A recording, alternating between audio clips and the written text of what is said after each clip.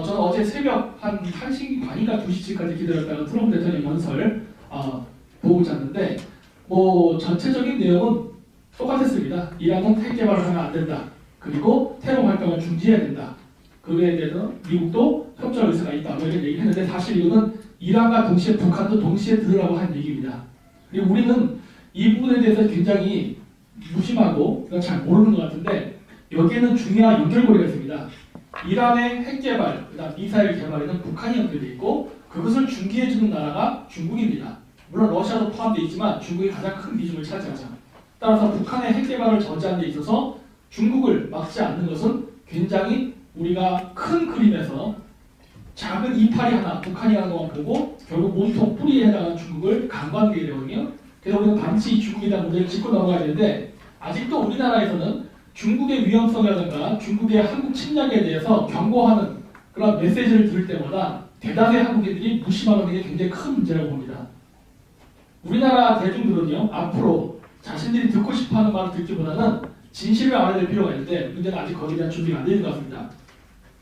자, 예를 들어서 오늘 지금 11시 41분이니까 앞으로 20분 뒤면은 문희상 국회의장하고 그 다음에 라트비아에서 오신 국회의장 이름이 무르니에츠라는 분하고 오찬이 있을 겁니다.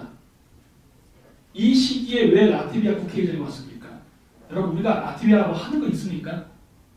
미국이나 중국이나 일본, 러시아라고 좀 모르겠는데 이때 왜 이런 사람이 나타나는 겁니다. 근데 이 얘기 제가 하는 이유가 있습니다. 왜냐하면은 그 2017년도 비트코인 문제를 가지고 한창 시끄러웠던 시절에도 라트비아 대통령이 문재인 대통령하고 만났습니다. 그게 아마 2017년 2월인가 2018년 2월경이었습니다. 그때가 언제였느냐?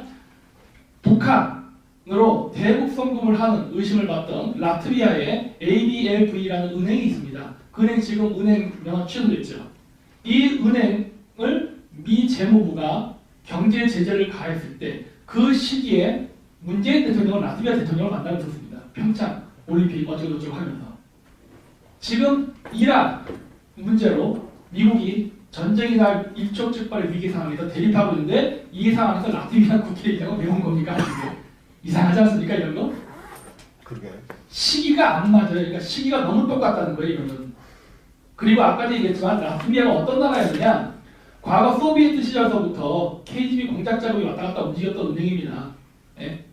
그랬고 당연히 북한도 공산주의 국가였기 때문에 같이 교류했습니다. 그 루트를 통해서 대북 송금이 된 건데 그 루트는 문재인 정부는 어떻게 알았을까요? 그것도 신기해요. 예? 여러분 라트비아 아십니까? 모르지 않습니까? 우리 일반인들 라트비아 알 수가 없어요. 한국인들이라면. 839. 아 그럼 뭐 여기는 다르죠. 여기는 이제 저쪽에서 일하는 분이니까 일반인들 모른단 말이에요. 그리고 이 시기에 이런 사람들이 온다는 것 자체가 굉장히 이상하고 미국하고 이란이 지금 이 문제 핵개발 저지 그 다음에 테러 활동 중지를 해나가는 이 와중에 아까 얘기했듯이만 이란에게 요청한 내용은 북한에게 요청한 내용과 동일한 내용입니다. 왜? 이란의 무기는 북한이랑 연결되어 있기 때문에. 따라서 이란의 요구한 내용은 북한의 요구한 내용과 동일한데 왜 이 시기에 또 똑같이 2년 전에 했던 행동을 반복하냐는 겁니다. 그래서 저는 지금 이 문재인 정권의 어떤 색깔이라든가 그 정통성에 대해서 굉장히 의심을 합니다. 이 나라 지금 우리나라 그 강요들이 과연 정상적인 정치일까 아니면 공산주의자임에도 불구하고 우리가 민주주의 국가 정치를 위장한 어떻게 보면 간첩일 수도 있지 않을까 하는 의심을 할 수밖에 없습니다. 왜 그러냐면 이번에 비록 떨어지긴 했지만 조국 법무부 장관 사모펀드 얘기 지금도 언론에 무척 잘 안 나오고 있는데 그 사모펀드 중국에서 마련해 준 거 아닙니까? 6천억의 MOU 양해각서 맺었고 그 중국 강서성 화각 과학발전개발공사로부터 아까 얘기했지 MOU 협정을 맺고 그 다음 시작된 것입니다. 그리고 거기서 만들어진 포스링크라는 회사 인수했거든요. 그 코이미크피에서 만들어진 그 조국펀드 회사에서 그 포스링크라는 회사를 인수해서 그 회사가 세톤이라는 회사를 통해 가지고 코링크라는 가상화폐 거래소를 만들었는데 그게 2018년 9월일 겁니다. 아마. 그 시점은 중국에서 가상화폐 거래가 금지된 시점하고 같은 달입니다. 중국 자본의 영향을 만들기 위해서 만들어진 조국의 사모펀드가 중국 가상화폐 거래를 위해서 같은 달 같은 시기에 만들어졌다가 과연 왜 될지가요? 그리고 나서부터 우리나라가 어떤 일이 발생하느냐? 우리나라가 전 세계 가상화폐 거래소 1등 국가가 됩니다. 가상화폐를 만들지도 않은 나라가 어떻게 거래는 1등을 할 수가 있습니까? 그 암호화폐 다 어디서 왔습니까? 중국에서 왔습니다. 그 중국에서 가상화폐 거래소 어디로 갔습니까? 임종석이 있지 않습니까? 아랍에미리트 왔다 갔다 했지 않습니까? 아랍에미리트 왜 갔습니까? 이란 때문에 간 거 아닙니까? 그럼 이란은 왜 여기 연결되나요? 당연히 대북선거가 연결되는 거 아니겠습니까?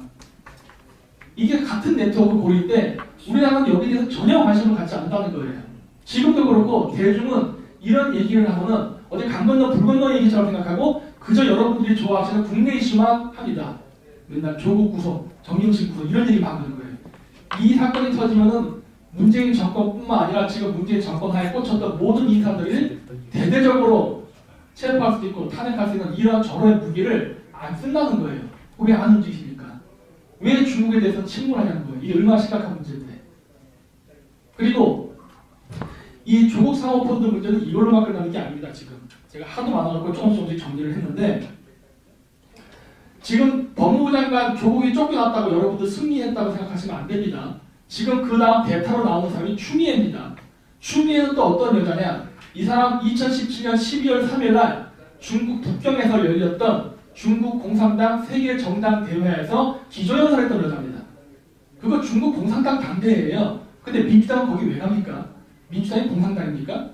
더구나 기조연설까지 했던 사람입니다. 이런 사람이 법무부 장관이 지금 되려고 하는 거예요. 조국도 문제였습니다. 조국도 친중파였지만은 추미애도 친중파예요. 그리고 조국의 사모펀드를 조사하는 사람은 윤석열 검찰총장인데요. 개인적으로 별로 좋아하지는 않습니다. 근데 어쨌든 간에 지금 조지고 있죠. 어떤 그림이 보이냐는 겁니다. 이거 숨기려고 하는 거 아니겠습니까? 얘네들은 선거 전까지 죽어도 문재인 정권이 중국과 어떤 작은 커넥션이 있다는 것을 절대 밝히지 않기 위해서 지금 철저하게 어떤 전략과 전술을 펼치는 것 같은데 우리나라 사람들은 특히 우파 쪽 사람들은 여기에 대해서 시선을 돌리지도 않고 전혀 관심도 갖지 않는 게 저는 굉장히 신기한 거입니다. 그러면서 무슨 선거를 이기려고 하는지는 이해가 안 돼요. 이런 걸 밝혀야지 뭐를 조사하는 겁니까? 정통성? 그게 뭐가 중요합니까? 전쟁은 이기면 그만인 건데 선거는 이기면 그만인 건데 근데 실질적인 이런 문제에 대해서는 전혀 언급이 안 되고 지금 관심을 안 갖는 게 저는 정말 안타깝습니다. 지금 또 한 가지 이번에 된 걸로 알고 있는데 정세균 씨 국무총리 이번에 된 것 같은데 지금 아직 과정이 있는 것 같은데 이 사람도 문제죠. 이 사람 누굽니까? 이번에 왕이가 우리나라 방문했을 때 친중 정치 인사들 한번 모여갖고 만찬하고 싶다고 했죠? 그때 참가했던 사람 중에 한 명이 정세균입니다. 이 사람이 국무총리 되겠대요. 지금 우리나라 내각이요 전부 친중 인사예요. 정세균, 추미애, 아까 조국, 민정수석 했었죠. 임종석, 물론 주사파이기도 하지만 문재인 예외 아니죠. 페스카마오 때 조선족들 한국 어민들 죽인 거 변호해줬던 사람이죠. 그리고 이번에 탈북자들 전부 다 강제 북송시켜고 그랬죠. 이 사람 전형적인 친중의 행동을 보이는데 이런 사람들이 지금 모든 우리나라 청와대와 행정부에 다 배치되어 있는데 왜 친중에 대한 얘기는 안 하냐는 겁니다. 이게 우리나라가 친중, 중국의 영향 때문에 그래요. 지금 뉴질랜드, 호주, 미국, 캐나다 지역에 중국 애들이 자신들의 친중 정치인을 받기 위해서 어마어마한 로비를 했답니다. 대만 선거 지금 아시죠? 대만 선거에서 지금 친중 정치인을 지금 당선시키려고 어떤 짓을 하고 있는지 한국은 안 그럴 거라고 보십니까? 한국에는 중국 애들이 친중 정치인들을 이번 선거에 대거 당선시키기 위해서 공작 안 할 거라고 보세요? 그 공작의 대상이 단순히 민주당, 정의당일 것만 보십니까? 자유한국당 그 공작 대상에서 예외가 된다고 보세요? 왜 우리나라가 이게 안 될까 하는 겁니다. 따라서 저는 오늘 이 자리를 빌려서 다시 한번 말씀드리고 싶은 것은 우리나라 사람들은 지금 중국의 영향력에 대해서 반드시 인지를 가지고 여러분들이 정권을 바꾼다고 해서 세상에 오지 않습니다. 미국은 지금 중국과 전쟁을 하고 있는데 중국과 전쟁은 이 와중에 여러분들이 생각하는 우파라는 정치인이 친중 정치인이라면 미국은 절대 한국과 손잡지 않습니다. 네, 이상을 마치도록 하겠습니다.